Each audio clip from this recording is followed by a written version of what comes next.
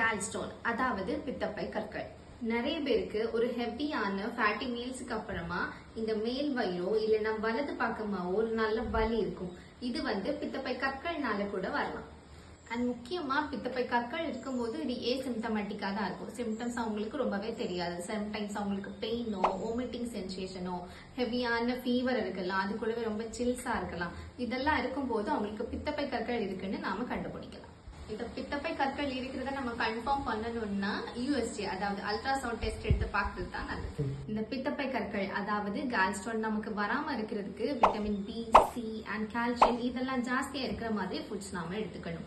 மெயினா பார்த்தோம்னா green leafy vegetables, citrus fruits இதுல எல்லாமே நிறைய ஆன்டி ஆக்சிடென்ட்ஸ், விட்டமின் சி ஜாஸ்தி இருக்கிறதுனால கால்ஸ்டோன் வராம நமக்கு ப்ரிவென்ட் பண்ணவும், வந்ததுக்கு அப்புறம் இன்னும் ஜாஸ்தியா நமக்கு கால்ஸ்டோன்ஸ் ஃபார்ம் ஆகாம இருக்கவும் நமக்கு ஹெல்ப் பண்ணுது.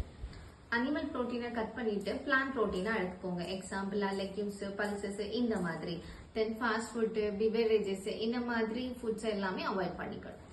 அண்ட் ஹெர்ப்ஸ்ன்னு பார்த்தா பால் நெரிஞ்சில், கூனைப்பூ, கீழாநெல்லி இந்த ஹெர்ப்ஸ் எல்லாமே நம்ம யூஸ் பண்ணிக்கலாம். பட் இந்த ஹெர்ப்ஸ் எல்லாமே எப்படி எந்த அமௌண்ட் யூஸ் பண்ணணும்னு உங்களோட பிசிஷியன் கிட்ட அதாவது டாக்டர் கிட்ட கேட்டு யூஸ் பண்ணிக்கோங்க.